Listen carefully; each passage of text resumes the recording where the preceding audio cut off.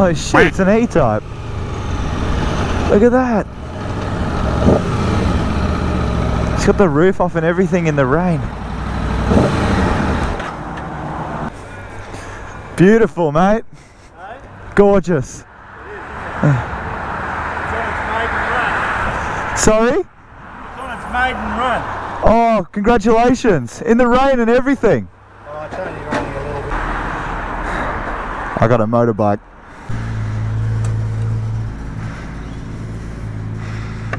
How cool is that?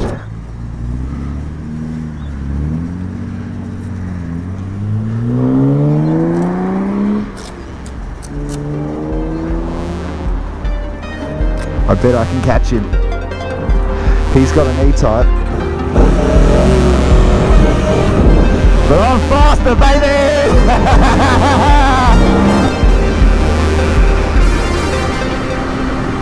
Rain! Why does it always seem to rain when I get out on the bike?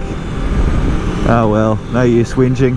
I'm on the Aprilia Tuono V4 1100. It's been out for some time. I guess you'd consider it the base model,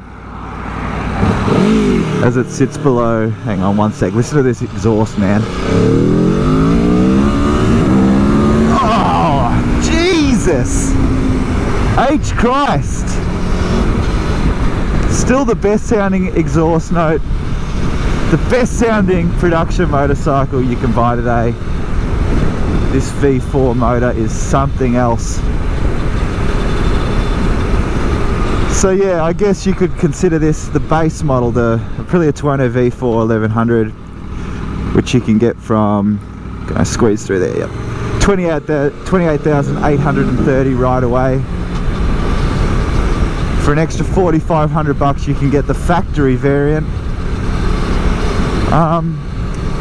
But it's not just a case of, you know, this has less stuff than the other one.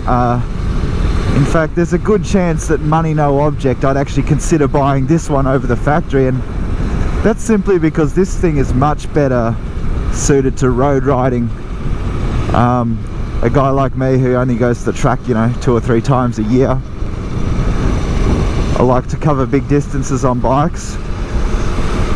This thing probably makes a little bit more sense. It's got higher bars, still a pretty aggressive hyper naked seating position, but it just takes a bit of the pain out of it. You've also got a different subframe, so you can quite comfortably accommodate a pillion for a sports bike, and you can get some pretty spacious looking panniers. So the factory gets semi-active Öhlins suspension among other upgrades, so it'll undoubtedly be faster and sharper on the track, and perhaps on a windy road if you're really pushing the limits of it. But I think real world, this is this thing's insane enough.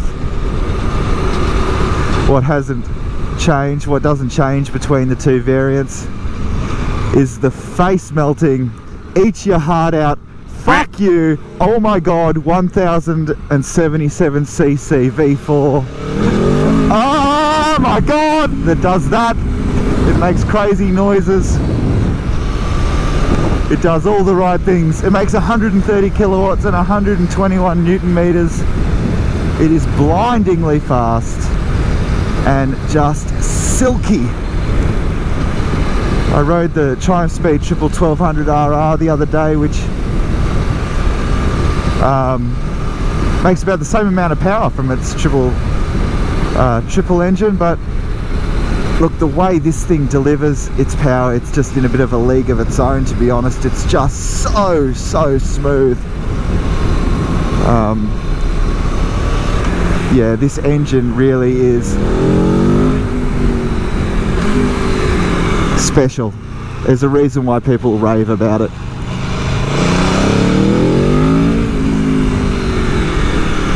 And while this one doesn't get the Öhlins semi-active suspension, it does get some Sachs fully adjustable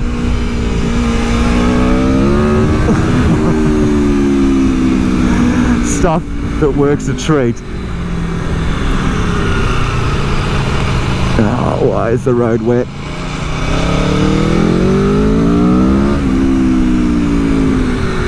It's quite a lot of power to put down on a slippery road safely.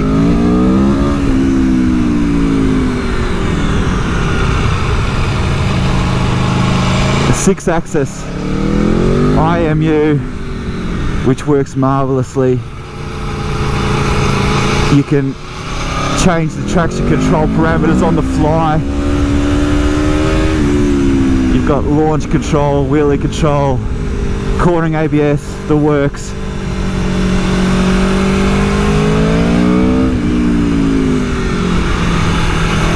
I have it in the dullest mode, Tour.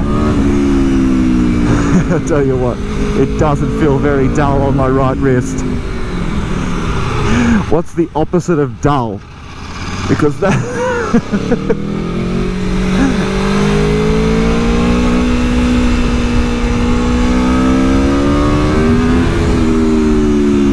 oh my god.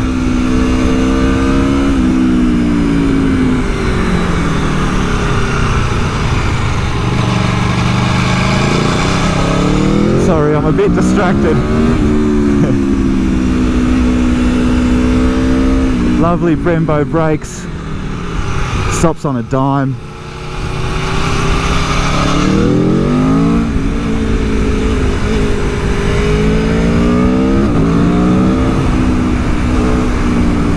This thing would just be so creamy on a track. But it also makes for a really good sports tourer, because as I said,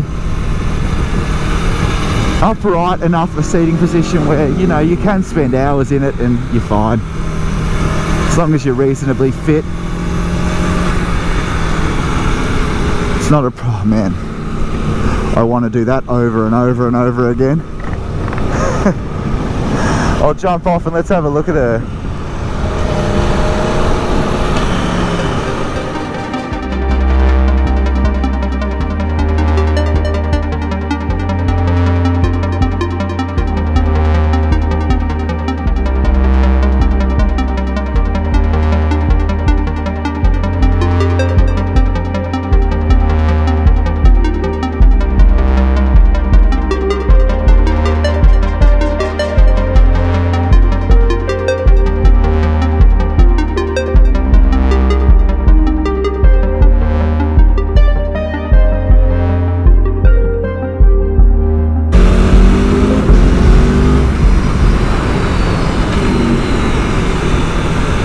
So nice and stable. I wish I could get across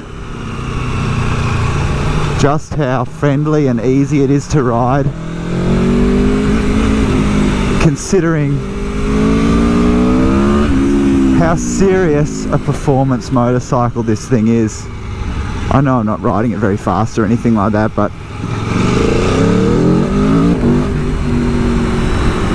you know, this thing makes a serious amount of power. 130 kilowatts. That's 175 horsepower. The whole thing only weighs 209 kilograms dripping wet.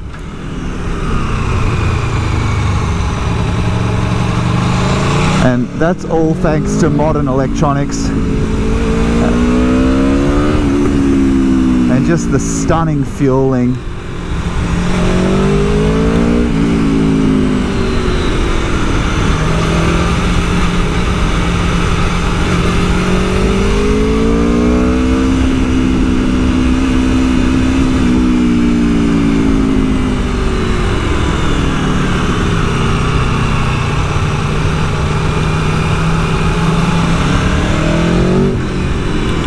It's really hard to imagine that someone would jump on this thing and go, nah, the suspension's not good enough, I need the semi-active Öhlins.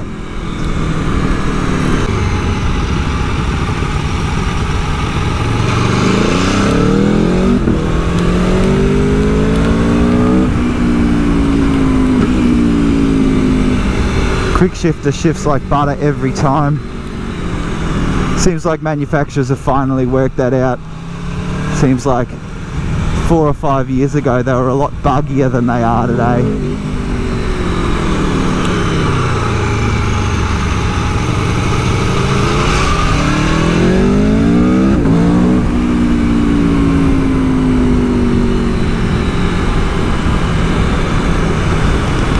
Now there's a freeway entry just coming up here, so I'll be able to give it the beans a bit.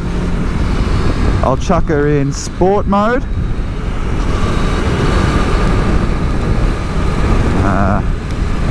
Turn down the traction and control the touch.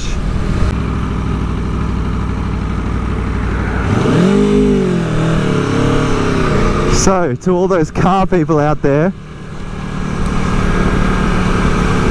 for $28,000, can you get a car that does this?